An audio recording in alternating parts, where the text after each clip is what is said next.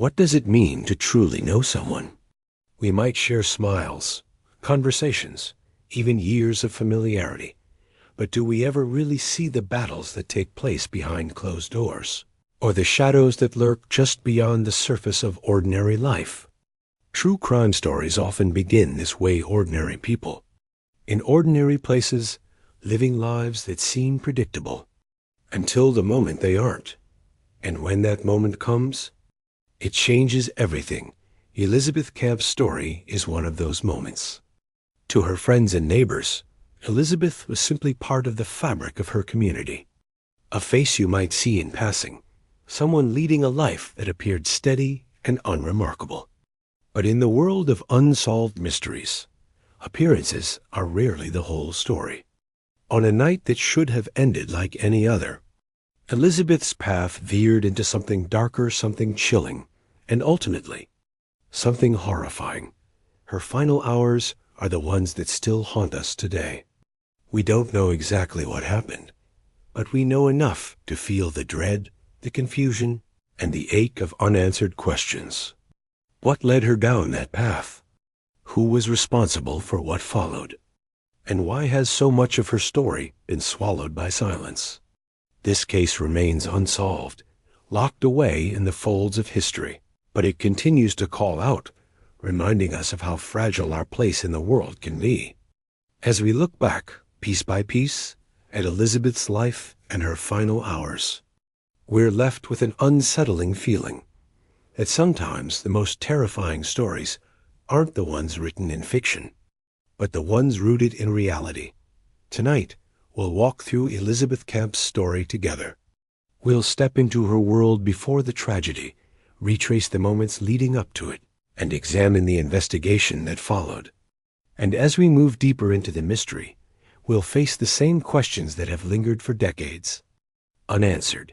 Because while this case may have faded from headlines, it hasn't faded from history, and it hasn't faded from the hearts of those who knew her. This is the chilling, horrifying, and haunting story of Elizabeth Camp's final hours, and why it still echoes to this day. Elizabeth Camp was not the type of woman who stood out immediately in a crowd. She wasn't famous, nor did she chase the kind of attention that leaves a permanent mark on history. But sometimes it's the quietest lives that become the loudest mysteries. To understand the depth of her story and the tragedy of her final hours, we have to step into who Elizabeth was before the darkness entered her world. Elizabeth was born into an ordinary working-class family. The Camps were neither wealthy nor poor. They lived in the middle ground so many families occupied, working hard to make ends meet, to create stability, and to raise children who would hopefully go further than they had. Elizabeth was the middle child, a place that sometimes left her overlooked in the shuffle of family dynamics. Yet, in many ways, that positioning shaped her character. She learned early how to listen, how to observe, and how to carve her own sense of identity quietly, rather than demand it loudly. Her friends would later describe her as dependable, someone you could rely on without question. She wasn't flashy, but she carried herself with a calm steadiness that others often leaned on. There was comfort in Elizabeth's presence, the kind of comfort that comes from someone who truly listens, who remembers the little things, and who takes the time to show care, even when it isn't convenient. By the time Elizabeth reached her mid-20s, she had settled into a modest but stable life. She had a job in an office not glamorous, but secure. She worked as a secretary, balancing schedules, answering phones, and keeping things running smoothly for her employers. It was the kind of work that often went unacknowledged, but without her, the system would have easily fallen apart. Colleagues remembered her as diligent, always punctual, and surprisingly resilient when the pressures of deadlines or short-tempered bosses fell her way. Outside of work, Elizabeth's life was quiet, but not without joy. She loved to read, often losing herself in novels that transported her far away from the small-town routines she knew so well. She was also known for her walks strolling through her neighborhood, taking in the familiar sights and sounds. These small routines gave her a rhythm, a sense of control in a world that can often feel unpredictable. Her family ties were strong, though not without their complications. Elizabeth was close to her mother, who often leaned on her for help around the house and for emotional support when times grew difficult. She had siblings too, though their relationships fluctuated between warm and distant, depending on life's circumstances. Still, Elizabeth was known as the glue that held things together during those rougher patches, the one who smoothed conflicts, who quietly made sacrifices so others wouldn't have to. The morning of October 26, 1891, should have been like any other in Elizabeth Camp's life. To most observers, it was unremarkable, a Monday defined by routine and the quiet pace of a small town preparing for winter.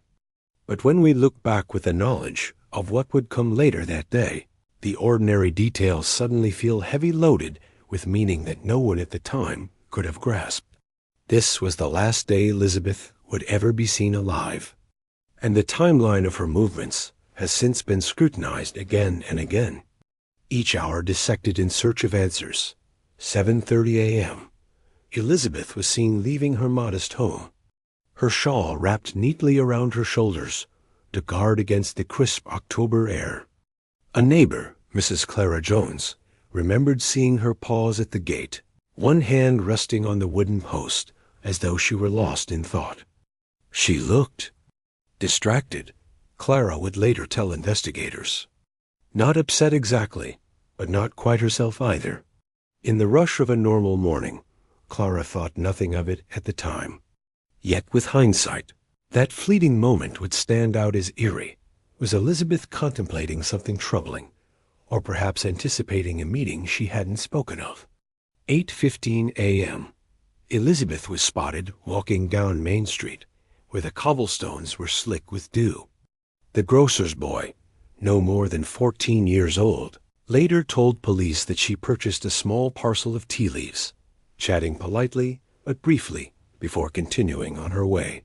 He noted nothing unusual, except that she left in a hurry, almost as if she were late for an appointment. It was an odd observation for Elizabeth, who was usually unhurried and known for her deliberate, calm demeanor. 9:45 a.m. Multiple witnesses claimed to have seen Elizabeth near the outskirts of town, heading toward a wooded path that eventually led to a cluster of farms. One farmer, Mr. Henry Latham, stated that he saw her from a distance, walking briskly, her figure framed against the thinning trees. "I thought it strange she was headed that way," he told investigators. "It weren't her usual walk. She always kept to the main road when she went visiting." This sighting would later become one of the more unsettling details in the case, because no one ever established why Elizabeth would choose that path, or what, if anything, drew her there. 11:30 a.m. Elizabeth was expected to visit her sister, who lived only a short carriage ride away, but she never arrived. Her sister, Mary, later testified that she assumed Elizabeth had been delayed or had changed her plans. In those days, communication was far from immediate, and a missed visit wasn't unusual enough to raise alarm. Still, the fact that Elizabeth had spoken of the visit the day before made her unexplained absence all the more suspicious when her disappearance was pieced together afterward. 12:15 p.m. A witness named Samuel Wright, a traveling salesman passing through town, claimed to have seen a woman matching Elizabeth's description in conversation with a tall man near the edge of the local tavern. He described the exchange as quiet but serious. When pressed, he admitted he couldn't hear their words and could not confirm the woman's identity with certainty. But his testimony introduced one of the most haunting threads in the investigation. Was Elizabeth meeting someone that day? And if so, was it voluntary, or was she coerced? 2 p.m. By early afternoon, the trail of confirmed sightings had grown cold. There were whispers in the community, rumors of Elizabeth being seen on a carriage road or near the old mill, but none were substantiated with any reliability. What is certain is that by this hour, Elizabeth had vanished from the familiar rhythms of her life, slipping quietly into a timeline that no one could fully reconstruct. That evening, when Elizabeth failed to return home, her absence was not immediately met with panic. In the late 19th century, it was not unusual for adults to disappear for a night or two without explanation, especially in rural communities. But when the following morning passed without any sign of her, concern began to grow. Friends knocked at her door, neighbors exchanged uneasy glances, and by the end of the day, whispers turned into open worry. Looking back, it is impossible not to dwell on the oddities of that final day. Why did Elizabeth leave in such a hurry from the grocer's?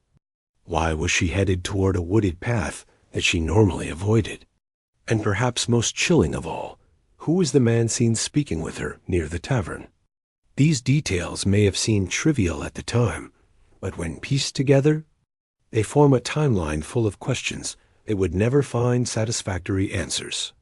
The tragedy of October 26th lies not only in the fact that Elizabeth Camp disappeared, but also in the haunting ordinariness of her last hours. She woke, dressed, and carried out small tasks as any of us might. To those around her, she was simply another figure in the landscape of a quiet town, moving through her day as countless others were.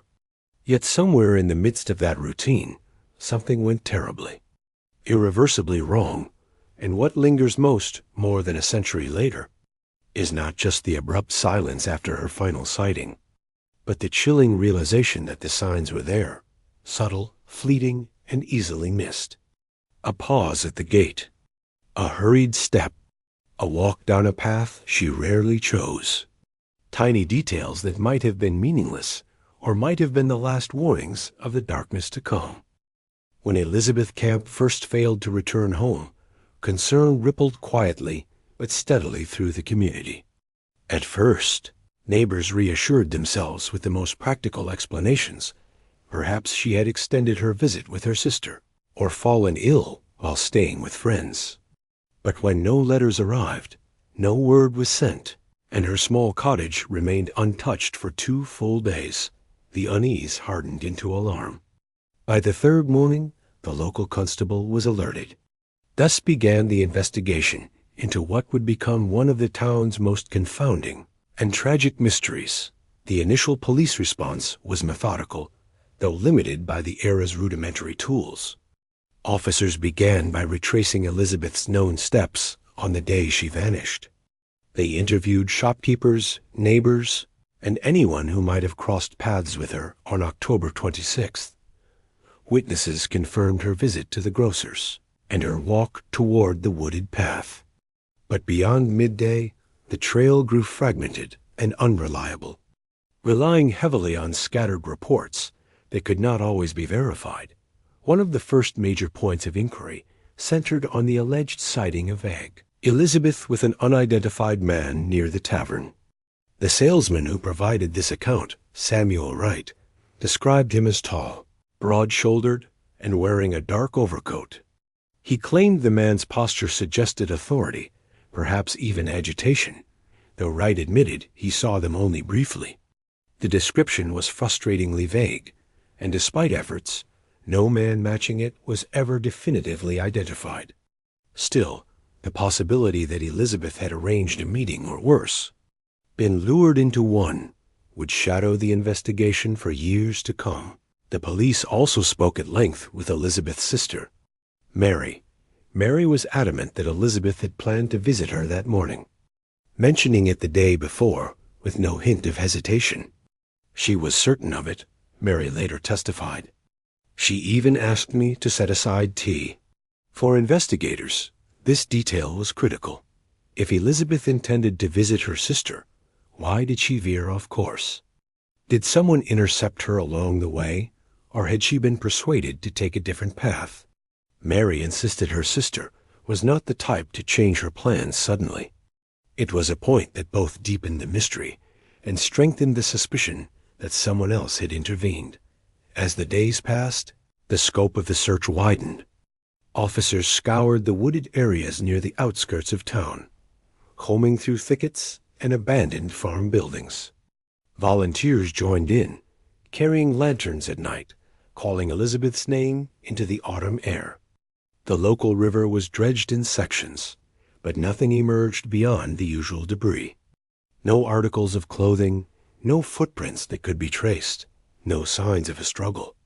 It was as though Elizabeth had dissolved into the landscape, and yet scattered rumors began to circulate. Some claimed Elizabeth had been seen boarding a carriage with an unknown driver, heading west toward a neighboring village. Others insisted they spotted her near the old mill at dusk, though those accounts faltered under closer questioning. Each lead, when pursued, ended in frustration. The investigation grew increasingly tangled in a web of hearsay and conflicting testimony, the kind of noise that often overwhelmed small-town cases. The lack of forensic technology in the 1890s compounded these difficulties. Today, investigators would have gathered fingerprints, fibers, or even DNA.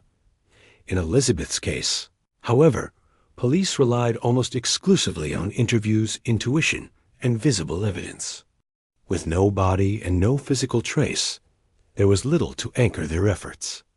Every theory remained speculative, every suspect provisional. Still, certain individuals drew more suspicion than others. One was a local farmhand named Thomas Barrett, who had reportedly quarreled with Elizabeth weeks before over a minor debt. Witnesses described him as temperamental, though there was no direct evidence linking him to her disappearance. Barrett denied any involvement, insisting he hadn't seen her in months. The police pressed him hard, but without proof, they were forced to let the matter rest. Another name that surfaced was that of a married shopkeeper, whispered to have carried on a quiet friendship with Elizabeth. Some suggested it was more than friendship, but the two had shared an unspoken intimacy. If true, it raised uncomfortable possibilities. Had Elizabeth been silenced to protect a reputation, or caught in the darker currents of a secret relationship? The shopkeeper denied the allegations outright, and his wife defended him passionately, calling the rumors cruel gossip. Still, investigators couldn't entirely dismiss the possibility, though again, no evidence emerged. The press soon caught wind of Elizabeth's disappearance, and media coverage amplified public fascination. Newspapers painted her as a respectable woman cruelly snatched away from her life. Headlines described the case as a vanishing, the word carrying with it a sense of the supernatural. Editorials speculated freely, sometimes irresponsibly, feeding both outrage and fear.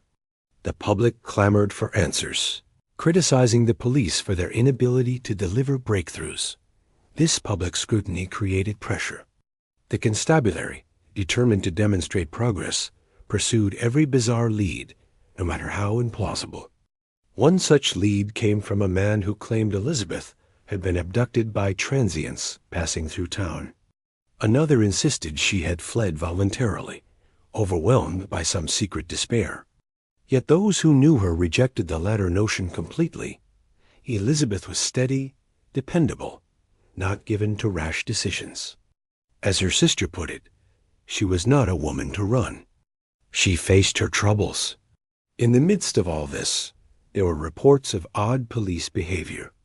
Some accused the investigators of being too narrow in their focus, clinging to the idea that Elizabeth had simply wandered off or taken ill somewhere, long after such explanations ceased to be plausible. Others suggested the police were swayed by social biases reluctant to seriously investigate. Certain prominent townsfolk whose names arose in whispers. Whether out of caution or complacency, opportunities may have been missed in those critical early days. Weeks turned into months, and the trail continued to grow colder. The search parties dwindled. The newspapers moved on to other stories. But for the community, and for Elizabeth's family, the wound remained raw. The unanswered questions piled up. Who was the mysterious man at the tavern? Why did Elizabeth change her route that morning? And most haunting of all, what became of her in those unaccounted for hours between midday and nightfall? The investigation, in many ways, became less about finding Elizabeth and more about navigating a maze of uncertainty. Each new theory seemed plausible until it dissolved under scrutiny. Each suspect carried shadows of possibility but lacked substance. And with no physical evidence, the case drifted inexorably toward silence. In the end, what remains of the investigation is not clarity, but a record of frustration, speculation, and lingering doubt. It is the portrait of a community grasping for answers in the absence of proof, of police constrained by the tools of their time, and of a family left with nothing but grief and questions. And as the years passed, the silence only deepened, turning Elizabeth Camp's disappearance from a local tragedy into one of the era's most enduring mysteries. When someone vanishes under circumstances as strange as Elizabeth Camp's, the human mind naturally searches for the simplest explanation. Many believe the most obvious answer is also the most likely one, that Elizabeth fell victim to foul play at the hands of someone she knew, someone close enough to earn her trust, but with enough motive and opportunity to silence her forever. The theory hinges on a familiar narrative. Elizabeth was a woman of modest independence in a small community, and independence could attract both admiration and resentment. She was known to keep careful records of her finances, to insist upon debts being repaid, and to speak her mind even when it caused friction. Those qualities, respectable in their own right, may also have created enemies in a town where pride and reputation carried weight. Many point to the dispute with the farmhand, Thomas Barrett, as the most likely trigger. He owed her money, grew resentful when pressed, and was said to have spoken ill of her in public. If Barrett was indeed harboring anger, then the opportunity was clear. Elizabeth's daily walks were predictable, her route familiar, and on that October morning, she was walking alone. By this reasoning, the pieces fit together neatly. Barrett had motive a simmering grudge. He had means, physical strength, and knowledge of the surrounding land. And he had opportunity Elizabeth's solitary walk, unguarded and predictable. Many believe he intercepted her somewhere between the village and the woods, lured her off the main road, and silenced her before anyone could intervene. The absence of a body could then be explained by the thick underbrush or the river, both of which were scoured, but perhaps not thoroughly enough given the tools of the time. But as tidy as this theory appears, there is something that doesn't quite add up. Barrett never wavered in his denial, even under intense questioning. He provided what seemed to be a reasonable alibi, claiming he was working in the fields at the time Elizabeth disappeared. Several fellow laborers supported his account, and though suspicion lingered around him for years, police never produced a shred of physical evidence tying him to the crime. If Barrett was guilty, he left behind no trace and impressive feat for a farmhand with little sophistication, working in an age before modern methods of concealment. Another version of the obvious theory shifts focus toward the shopkeeper, rumored to share a quiet closeness with Elizabeth. In a town where reputations were everything, a secret relationship carried both risk and consequence. If Elizabeth had threatened to reveal their connection, or if she had pressed for more than the shopkeeper was willing to give, he might have seen silence as the only way forward. Again, the factors line up. Motive in the form of a reputation to protect. Means as a man with resources and influence, and opportunity through regular, unobserved meetings. Yet, here too, cracks appear under scrutiny. The supposed relationship was never proven. Much of the claim rested on gossip, and gossip has a way of inflating shadows into shapes that look like truth. The shopkeeper's wife defended him passionately, and while loyalty can be blinding, the absence of hard evidence makes this theory no more than speculation. Still, for many, the neatness of the narrative keeps it alive. A scandal, a confrontation, a desperate act, and a body hidden beyond discovery. It is also worth considering the unidentified man at the tavern, the stranger seen speaking with Elizabeth on the day she disappeared. Some suggest he was no stranger at all, but rather one of these known suspects in disguise, or at least a familiar figure Elizabeth trusted enough to follow. His broad-shouldered frame and commanding stance led some to suspect he was not a transient, but a local man of stature. If so, then Elizabeth's final hours may have been spent not with a mysterious outsider, but with someone woven into her daily life. And yet, the central problem remains the same. For a theory that seems so obvious, so widely believed, there is remarkably little that ties it down. Motives exist in plenty, from debts and grudges to whispered affairs, but motive alone does not prove guilt. Opportunity abounded, but so did alibis.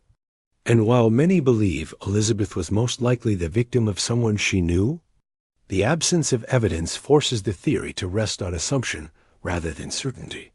In the end, the obvious answer comforts because it feels familiar.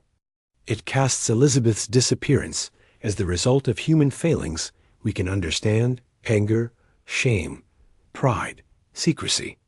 But the longer one lingers on the details, the more it feels as though the obvious answer may not be the true one. For if the case were really that simple, why has it resisted closure for more than a century? Why, with so many suspects and so much suspicion, did no confession ever surface, no trace ever emerge? Perhaps the truth is that the obvious answer is only part of the story. Or perhaps it is not the answer at all. When the obvious answers begin to fray, people inevitably turn toward the unsettling possibilities, the kinds of theories that don't rely on clear evidence, but instead on the silence between the facts. Elizabeth Camp's final hours left behind gaps so wide that speculation grew in the shadows. These aren't the mainstream ideas, but they still demand attention, because sometimes the things that feel unlikely are the very things we can't quite dismiss.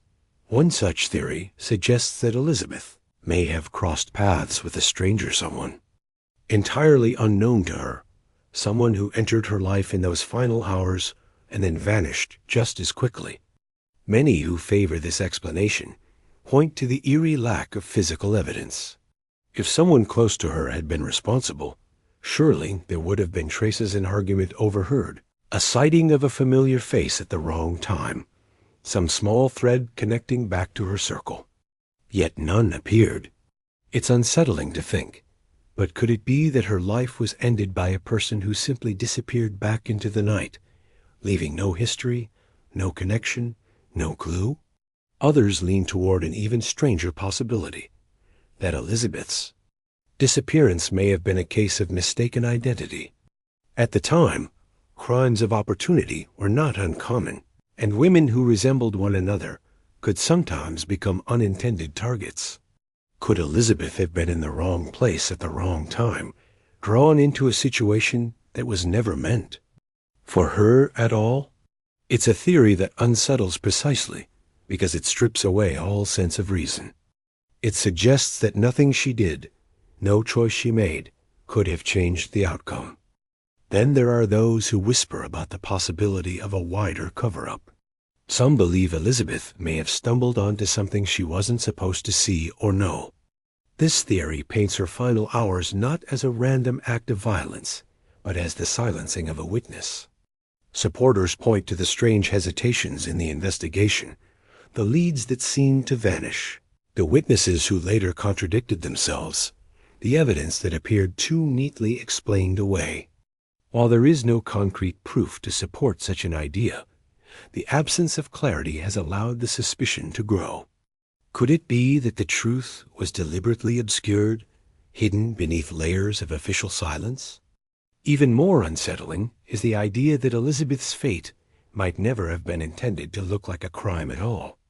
Some have suggested that she may have left voluntarily, perhaps under pressure, threat, or manipulation we can't fully see. The idea of voluntary disappearance might sound unlikely, especially given her close ties to family and friends. Yet, it's not impossible. People have vanished under stranger circumstances, driven by fear, coercion, or secrets no one else ever discovered. If Elizabeth was forced into silence, or if she trusted someone she shouldn't have. It would explain why the trail ended so abruptly. The haunting part of these theories is that none can be completely ruled out. Each carries its own quiet weight, feeding into the unease that lingers over the case. What if she was taken by a stranger whose name we'll never know? What if she was the victim of mistaken identity, chosen for reasons that had nothing to do with her? What if there were forces working to bury the truth, ensuring her story remained unfinished? It's hard not to wonder whether the case's greatest mystery is not who harmed Elizabeth, but why no trace of her has ever surfaced. A random killer, a case of mistaken identity, a hidden secret. Each theory leaves us with the same chilling thought. Elizabeth's story ended in silence, and the silence itself may be the answer we'll never fully uncover. For a case that had once seemed so urgent, so full of possibility, the disappearance and death of Elizabeth Camp began to unravel into silence faster than anyone expected. In the first days and weeks, police had chased every phone call, every sighting, every rumor that might have explained what had happened to her. But as those early leads faded, what remained was an uneasy quiet. Without new evidence, without confessions or credible witnesses, the investigation slowed to a crawl, leaving both investigators and Elizabeth's loved ones staring into an empty space that felt impossible to fill. One of the most haunting realities about Elizabeth's case was the sheer lack of concrete evidence. A few scattered belongings had been recovered, but nothing that definitively linked a person or a place to her disappearance. There were no fingerprints that told a story, no footprints that could be traced, no fibers or DNA that pointed to an assailant. The case relied almost entirely on testimony, fragments of memory from neighbors, friends, and passers-by. And testimony, as investigators knew all too well, could shift and blur with time. One person remembered seeing her near the train tracks. Another swore she had been walking toward the market. A few even claimed to have seen her days later, though none of those tips held up under scrutiny. And yet, unanswered questions loomed larger than the scraps of evidence investigators did have. Why had Elizabeth left home that day with such urgency?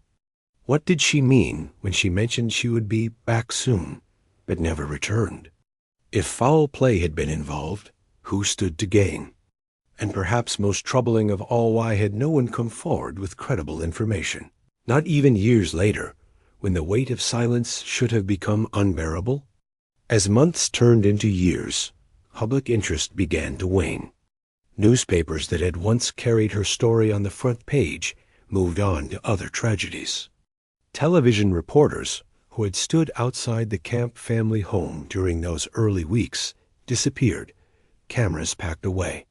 For Elizabeth's family, the fading of media attention felt like a second loss. First, the loss of their daughter, then the loss of the world's concern for her. They had prayed that ongoing coverage might keep the case alive, might inspire someone to remember a detail or summon the courage to speak. Instead, the silence became suffocating.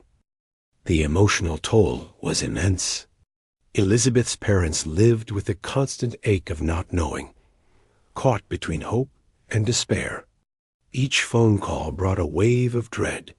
Was this the breakthrough they had been waiting for, or just another cruel dead end? Friends found themselves hesitant to even bring up her name, unsure whether doing so would reopen wounds or offer comfort.